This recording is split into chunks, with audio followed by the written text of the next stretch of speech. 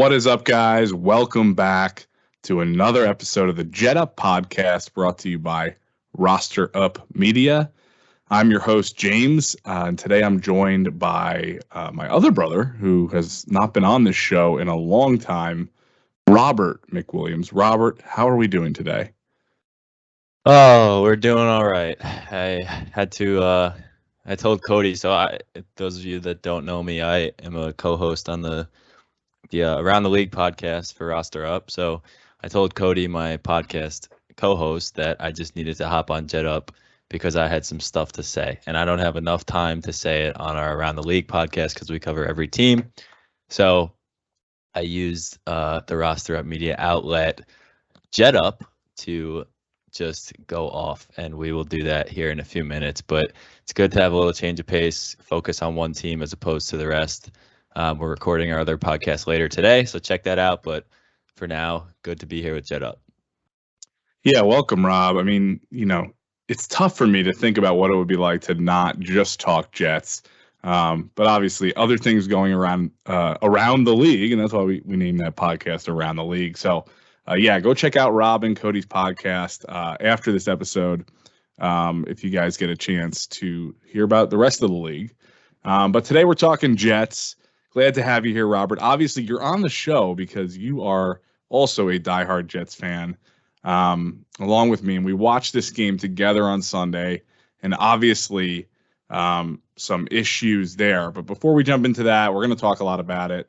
Remember to go and subscribe to this podcast if you like this show on Apple Podcasts, Spotify, Google Podcasts, wherever you guys listen. Give us a rating. Give us a review if you can. It really helps us out. And then we're on YouTube now as well. So I'll have this episode where you can see Rob and I in a video on YouTube as well at the Roster Up Media YouTube channel. And if you're watching there, welcome, and subscribe to this channel as well, and you'll get the latest videos from Jet Up and other shows like Around the League.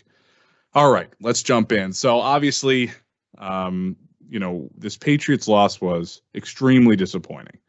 After the last episode, what I was saying on the last episode and the episode before was, to me, this Patriots game was the game that was going to tell us who Zach Wilson was, because Zach Wilson struggled mightily against the Patriots the last time we played them, but was kind of muddied by having a decent day in the stats department.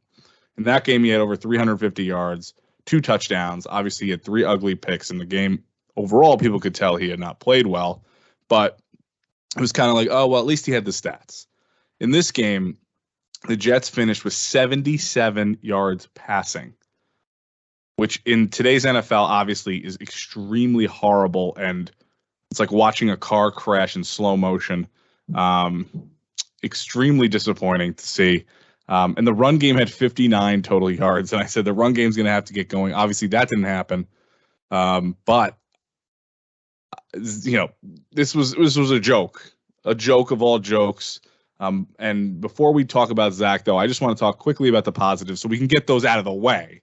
Because to be honest with you, there were not a lot of them. But ultimately, the New York Jets defense continues to show up. They are a Super Bowl caliber defense, playing at an elite level every week. They had 6 sacks in this one again. Quinnen Williams getting his 8th sack on the year, a career high for him. That guy's having an all-pro type season. He's going to get paid, ladies and gentlemen. And then you have Bryce Huff, who just continues to make great plays every game, had another sack. Clemens had a sack. Really cool to see him start getting back there. He's been more productive in his rookie year than pretty much any other mid to late round rookie rusher that we've had over the past decade plus. So he's showing he can be competent, even though he was a mid to late round pick. Carl Lawson continues to live up to the hype and gets another sack in this one, making his total 5 on the season. Quincy Williams even got in the backfield for a sack, and John Franklin Myers had a really good game, actually, on the defensive line with a sack as well. So with that is the end of my positives. So there were not much more. Obviously, the secondary held up well. The Jets defense only gave up 3 points in this game, but they were completely let down by their quarterback and that offense. And as I said, someone said on Twitter, you cannot blame the offense. You can only blame Zach Wilson. So without further ado, let's talk about Zach Wilson. He was 9 for 22, 77 yards, 0 touchdowns. In the second half, he led the offense to a grand total of 2 yards. Not points, which would still be bad, but yards. 2 yards in the second half. I believe it was negative 21 passing yards in the second half. He threw the ball in the dirt constantly all game. Obviously, did not take any accountability post-game. Blames Garrett Wilson and Mims for not getting more open. Not true. And it was a mess. He came across as entitled. I'm labeling him at this point as a bust. Writings on the wall, clear as day. To me, not an NFL quarterback. Robert, let's hear it, man. You got a rant now. Well, let me start by saying this. I had a whole argument this morning with my buddies that are Giants fans, and I was making the case for the Jets, why the Jets are better than the Giants. And it just comes to a standstill once you get to the quarterback. And I think the Jets are a better rounded team. But then when you get to Daniel Jones versus Zach Wilson, it's like so clear that Zach Wilson is not even close to as good as a quarterback that we don't even consider like a top 15 quarterback. So when you look at that versus you look at the rest of the team, like you said, defense played absolutely incredible. They've been so good the whole year.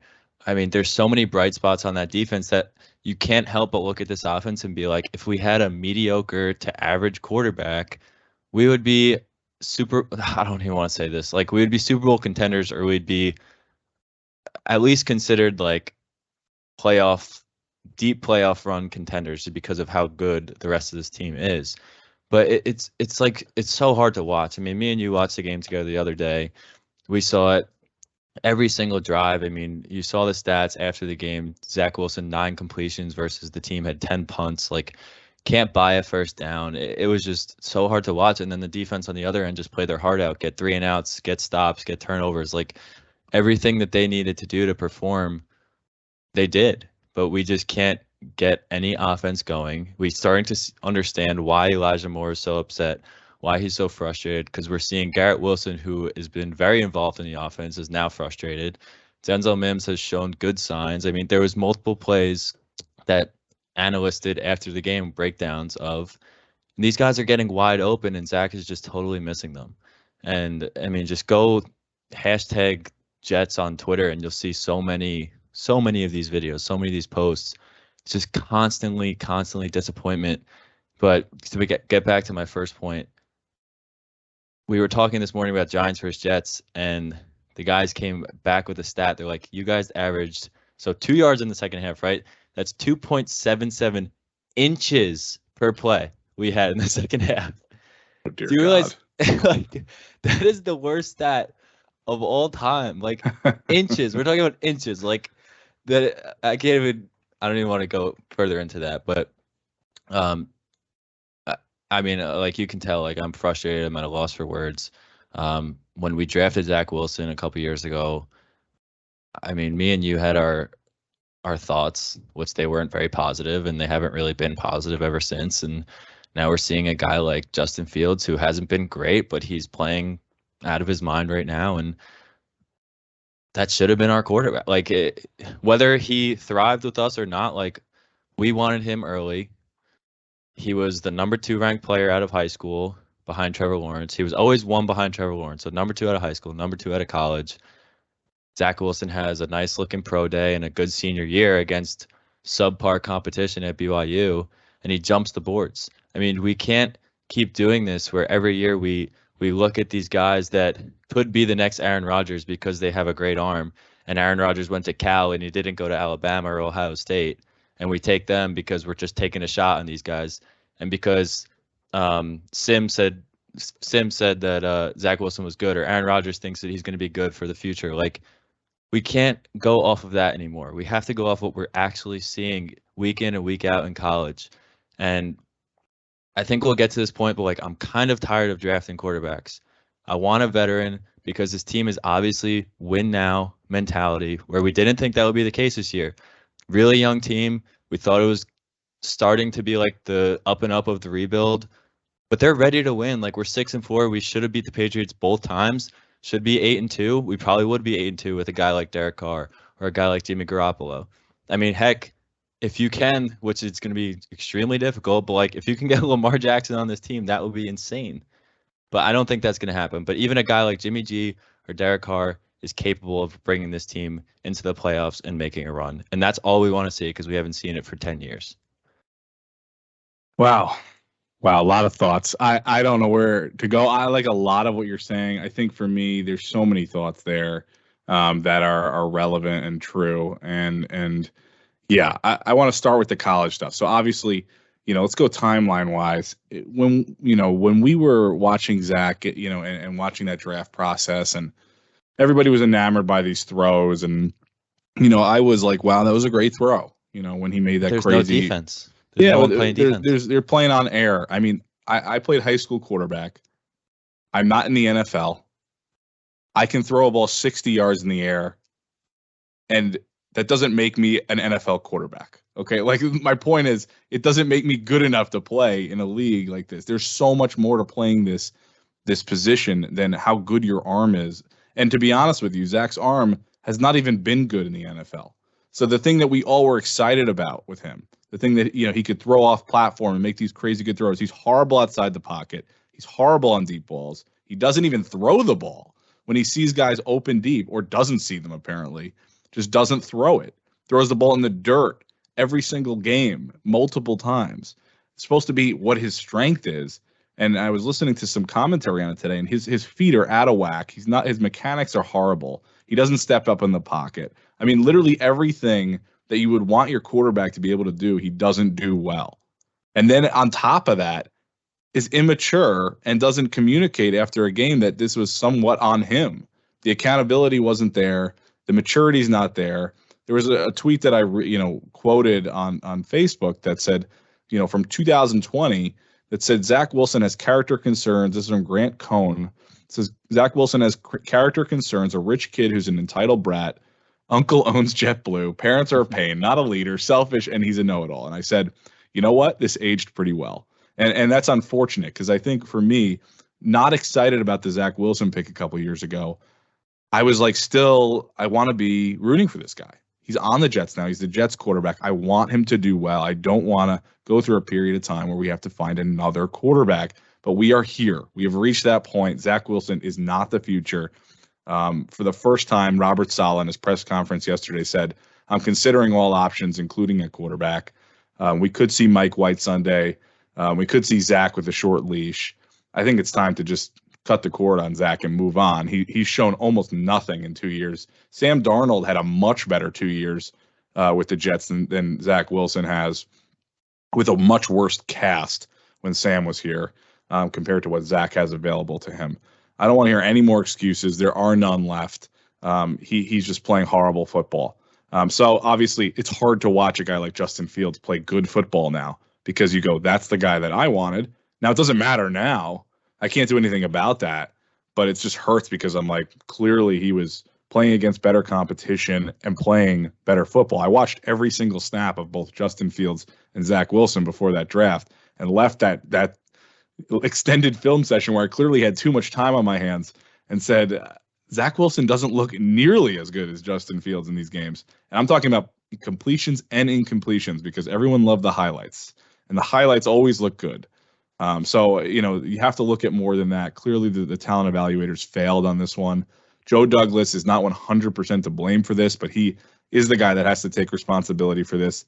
However, like you said, he's built a great roster outside of Zach. And that's what gives me hope is, okay, now we're not 22 pieces away. We're one piece away. The Jets have an incredible defense.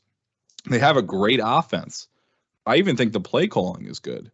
It's just one player who can't execute at the most important position. He touches the ball every play, and every single play is pretty much a negative one. So I think for us, it's let's go find that guy in the offseason.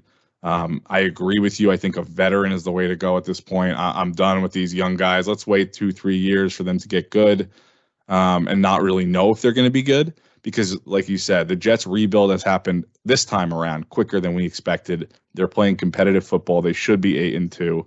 Everyone's like, "Oh, relax. We're still 6-4." It's going to be 6-5 and 6-6 soon if we don't fix this. So I think we just need to admit some mistakes here. Say Zach Wilson is not the guy. Let's move forward. And let's go win football games, because ultimately Rob Saleh, Joe Douglas, that's what they're going to be held to, is how many football games did you win? And how successful were you when you finally got to the playoffs, which is going to happen based on the way this roster looks right now. However, this is not going to be forever. We can't have all these talented guys on our roster once there come time for a big contract. Someone like Quinnen Williams is on a rookie contract right now. Yeah. He's going to have a big payday soon. And then you're going to have other guys come around like that. So, if we go and we think it's time to compete, we got to go quickly. We got to go get that quarterback. I mean, the Super Bowl window when you have an elite defense like this is small. So I think for me, it's how quickly can we do this? Cody, on your Around the League podcast, was saying, unfortunately, defensive regression seems to happen, going into the following season. So we can't expect our defense to always be playing at this level. So, I don't know. There's a lot of thoughts there. Obviously, like you said, Elijah Moore, I tweeted, it's kind of a different quote than what is from the actual movie. I changed it. I said, you either die a villain or you live long enough to see yourself become the hero, which is it's the opposite in the movie, The Dark Knight. And basically what I'm saying here is Elijah Moore, everyone hated him a few weeks ago, and now everyone's like, oh, we get it now, because this was the guy that was under center. And so I'm obviously upset about this, and it's hurting for me what could be a great season. Yeah, I can't look at Zach Wilson anymore, and I just don't understand the credit that people still give him. Like, you can't do it anymore. I mean, we've seen it in our Jets group chat. I've seen my friends still holding on to Zach Wilson, and I'm like, you can't do this anymore. He is clearly the reason that we're struggling. It was the question earlier this year, and now it's obviously the question right now. And I don't think it's a question anymore. Like, the crowd that says oh, we're 5-2 with Zach when he's starting, no, we're not 5-2 because of Zach. We were 4-0 because of Breece Hall and Michael Carter and the defense. And now Breece Hall is out, so we're struggling a little bit to move the ball. And we're seeing, without Superman running the ball, the guy who's throwing the ball can't throw the ball. I mean, how many times did he overthrow or underthrow people this past weekend? In a game that we absolutely should have won, you cannot expect to win a game scoring 3 points. You just can't. This is an offensive league at this point. The fact that the Jets were able to hold them to 3 points, I don't even count the kick return as points. That was just whatever. But you can't expect the defense to hold a team to 3 points and you just come out and lay an egg. We did nothing. There was no big offensive plays, no good movement. It was just stagnant the whole entire game. And it's just brutal. I can't listen to the crowd anymore. That's come on, this is our franchise quarterback. Give him another chance. How many chances can you give to a guy that is struggling constantly on a team that is ready to win? On a team that has already won. Like you said this past week, if we won that game, we're first in the AFC East. We lose that game, we're last in the AFC East. And that's where we are. That's because we put 3 points up. We put no fight on offense. And I don't even blame anyone else outside of Zach on offense. And the fact that he went to the podium after the game and was like, nah, it wasn't my fault. Regardless of whether you had a good game or bad game, you still need to take accountability as the quarterback. And you keep seeing people say it about Josh Allen the week before when the Jets beat the Bills. Josh Allen took accountability. He said, this game's my fault, even though he threw for 250 yards and rushed for 2 touchdowns. Zach didn't even throw for 100 yards this week, and he still said, no, it's not my fault. So that's a serious character issue. The fact that he hasn't really come out and said an apology or said it is my fault. I take that one on the chin. We're going to get better, because he has had good answers the whole year in all of his interviews. He's been we just got to get back to the drawing board. We got to get better. I got to be better. But this week it was it seemed once his teammates that have had his back to this point got on him a little bit. We're you got to be better. We need to score more than 3 points. He was you know what? Screw you. Screw these guys. It's not my fault. You guys need to be better too, which everyone needs to be better. But the guy who's the quarterback is supposed to be an extension of the head coach. And you need to take accountability, regardless of how well you played, how bad you played. If you lose by 1 touchdown, you get blown out, the quarterback has to take accountability. And you saw Saleh's frustration. Said the offense was absolutely brutal, and he's absolutely right. Yeah, no, it's a good point. I think the extension of the head coach is a good way to think about it. You're the field general when you're out there, and you're the guy that has to get on the podium at the end of a game and explain why you won or lost a game. And so I think at that point, you're in the New York media. You can't go up there and not take accountability for such an abysmal offensive performance where you are the leader on that side of the ball. So it was a joke, to be honest with you. It showed his immaturity. It showed that like you said, when guys like Garrett Wilson were getting in his face and challenging him to be better, instead of saying, "You're right, I got to be better," he just threw Garrett under the bus, who's been incredible this year as a rookie, and guys like Mims who are showing steady improvement. So it's that to me shows no leadership skills. He's selfish. He only cares about himself and his image, and clearly it's being tarnished and he doesn't know how to handle it. It doesn't seem like he's faced much adversity in his life. And clearly that's showing on the stand. So I just don't think it's salvageable at this point.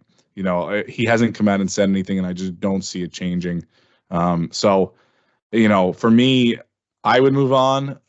It seems like we don't know yet. We'll probably find out at some point this week if they're going to put him out there and see, give him a short leash.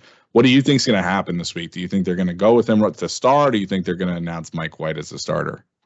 Well, really quick, regardless of adversity, a quarterback has to take accountability. Like, regardless of how you grew up, what you were surrounded by money, you were surrounded by a difficult situation, whatever it is, whatever side of the spectrum you come out of, that is part of the job description when you sign up to be a quarterback. And I didn't play quarterback, but as an athlete, I know, like, I was a captain of the team I was on in college when I played basketball. I knew that I had to take accountability for when things were not going right. I was the quote unquote quarterback of our team along with the other captains, right? So I was an extension of the coach. So when we struggled, I took accountability. You were a quarterback. You knew the same thing. When you struggled, you took accountability. Like, that's the first thing you have to do, especially when a team is ready to win. Like, you cannot have these locker room issues when a team's ready to win. Yeah, you lost a tough game you should have won 2 times to the Patriots. So what? Put it on the back burner. Take accountability regardless of your situation. You just have to know those things. So that's the last thing I'll say about him. What do I think is going to happen this week? What do I want to happen? I do want a different quarterback this week. I'm just tired of rolling in the same crappy offense. I mean, Michael Carter and I guess James Robinson really didn't get much work. They're trying, but like it's you can't move the ball when the other team just stacks the box and just challenges your quarterback to throw the ball. Like, Belichick knows, he's kind of like agreeing with what we're saying by his defensive scheme. So he's saying, let's stack the box, let's put pressure on the quarterback, but like, we're going to make him beat us by his throwing power and his throwing accuracy. And there's clearly not much of it from what we've seen. I mean, Zach has yet to throw 10 touchdowns in a season in 2 years. Like, last year was 9, this year it's 4. He's has more interceptions than touchdowns in both seasons. His passer rating is like in the 70s. Like, it's just not good. Everything is not good when you look at this guy's numbers. And completion percentage is like in the 50s, 55. Both years. Yeah, it's exact same, 55.6. I just, like, I'm tired of being like, well, he's young, like, give him some time to turn around. There's no more time. Because and then the last thing I'll say is the wind comment. So this is another one where he's like, oh, the wind, it was very windy out there. And I'm like, okay, let's look across the other side of the ball. Mac Jones played in the same game. He was 23 for 27 for 246 yards. And I don't think Mac Jones is very good. No, and he's not. So, Zach looking for every excuse in the book other than, taking accountability. Yeah, no, that's a good point. Like you said, Mac Jones is not Patrick Mahomes. He's not Aaron Rodgers, whoever you want to make him out to be, and he still was good enough. Like, if we had Mac Jones last week, if the quarterbacks flipped, I think we win that game by 2 scores, just based on stats alone. I always say it, like, you saw it with Darnold. Now you're seeing it with Zach Wilson, and Darnold was twice as good as Zach Wilson has been through 20 games of his career. But franchise quarterbacks don't show flashes. They show consistency. And that's one thing I say on our podcast, the Around the League podcast, always. Consistency, consistency, consistency. That's the formula for a winning team. And in this case, for a player that can help a team become great. Consistency is key. You cannot show flashes as a franchise quarterback. And that's why these guys, the top 10, whatever in the league, top 10 quarterbacks are so consistent year in and year out. They're playoff teams year in and year out, or they're at least competitive. We are not that team solely because of the guy throwing the ball. And that's the last thing I'll say about it. This week, I'd prefer to have Mike White or Flacco play just so we can see some movement. We can at least force the other team to scheme a little bit differently, and then see what happens with our defense, because I think our defense will dominate against the Bears, especially if Justin Fields doesn't play. So give the team a chance by putting a guy at the helm that can actually move the ball. That's what I would prefer. Yep, I agree. I think for me, it's let's get a guy out there who just will throw the ball to his guys. Zach just holds the ball the whole game. Let's get a guy that'll just dump it off. At least put the ball in the hands of your open receivers, who are open, by the way. In case you're wondering, Zach Wilson, they are open. So just get it to them. Get it to them. You don't have to do anything crazy. And I think that's what this offense has been trying to do, is make it as simple as possible for Zach, where it's not asking much of him other than to get the ball to your open receivers who are running simple routes and getting separation, and he's just not able to get them the ball. I don't know why he can't see them, but they are open. So we just need to get a guy in there who will find them. The defense will hold up. Let's score a couple touchdowns and we'll win the game. We don't have to score 30 points. So I think that's how we'll wrap up our first segment here, talking about last week and some of the struggles with Zach, or I should say a ton of the struggles with Zach. I think his time is done. I think the honeymoon's over, and it's clear that we're finally evaluating him like we should have been for a little bit. But it's good to see Rob Saleh take that helm. I was a little worried he was going to be loyal to a fault. It seems like he is finally being a head coach and saying, my job is about winning. And then the last thing I'll say is I'm done with these Chris Sims takes. This guy is trying to defend his worst take of his career, that Zach Wilson is elite and better than guys like Trevor Lawrence, et cetera, and he's just not. Chris Sims, give it up, my man. I don't care if you played NFL quarterback. You're not playing it now. You're now in a position where you have to evaluate. Stop doubling down on stupid takes. With that, I will end segment 1, and we will just jump into our Bears preview. So the Jets are 6-4. We talked about it. We face the 3-8 Bears. So clearly not a huge mountain to climb here. It sounds like Justin Fields is not going to play or may not play. He's got an injury. And so there is basically no excuse for us to lose this game. So I think, for me, it's just going to be about scoring, like I said, a little bit. Just let's get a different product out there. Let's move the ball a little bit with a guy like Mike White or Joe Flacco. I don't think it'll be Joe Flacco, but a guy like Mike White. Just get out there and make a play, score a few touchdowns. It doesn't have to be a 30-point game, like I mentioned. Jets are 5.5-point favorites. I think they'll win this game. I really do. Just like they should have won the last couple, against the Patriots. But we cannot lose this game, and that's what I'll say, is we absolutely cannot lose this football game. The season pretty much is over if we don't win this game, because the path to getting the wild card spot becomes extremely hard if we don't win this game, especially because the Bears are one of our lightest teams left on the schedule. So the schedule loosens up a little bit for us, but losing to the Bears is going to put us in a serious hole. Being last in our division now, it's going to be about getting the wild card. Because I think the Bills, the Dolphins, they're hot. They're going to get hot. The Bills obviously have been struggling, but they're going to find it. They're going to figure it out. The Patriots, they beat us twice. Can't really bash them. I don't think it's really them that beat us. We beat ourselves, but we lost the games. So those are losses. The Patriots are right now better than the Jets in the standings. So we cannot lose this game. The season pretty much hinges on it. And at this point in the year, we are gunning for the playoffs. It is not about next year. It's about this year. We can talk about the quarterback situation in the offseason and how we're going to fix that to make us a real contender for a Super Bowl ring, but for this year, it's get to the playoffs. Let's get to the playoffs. Let's end that drought, and it starts this Sunday against the Bears, especially if Justin Fields is out. So I don't see our defense struggling in this game at all. I do see an opportunity for our offense to start rolling a little bit with a new quarterback under center. And for me, the keys to success this week are keep Zach as far away from the field as possible. And just as you guys have heard in the first segment, we are not looking to have him out there again.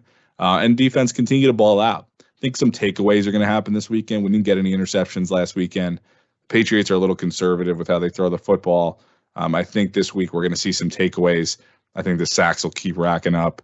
So I expect the defense to have another elite performance. If you're playing that defense in fantasy, start the Jets D 100%. This is going to be a good game for them. So my score prediction for this game is 21-7 Jets.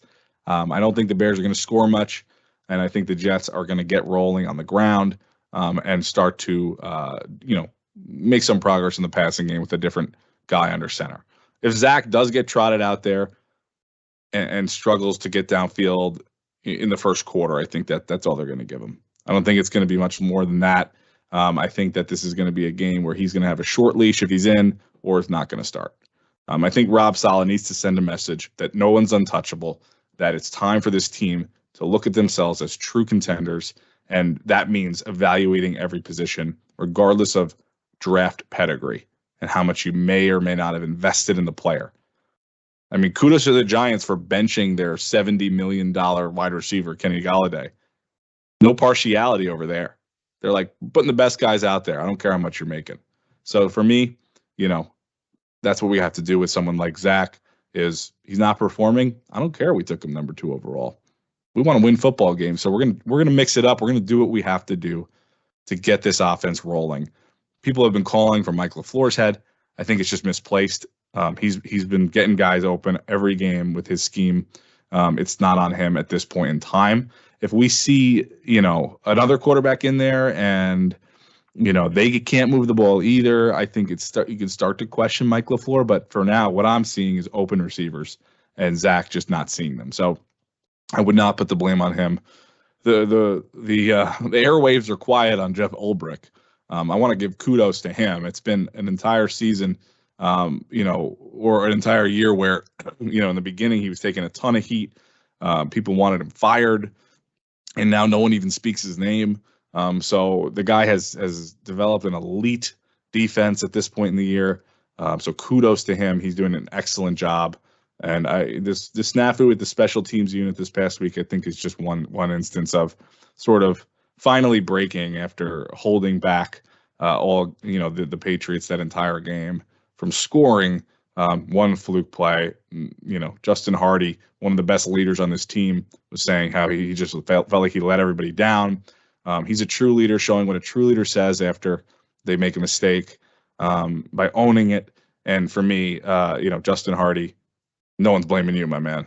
You are killing it. You are playing at a high level. You're a great captain on this team. We love you as a leader. Please teach Zach how to lead like you, because he doesn't have that in his body right now. So I'm excited for this group. I think we're going to win this game on Sunday.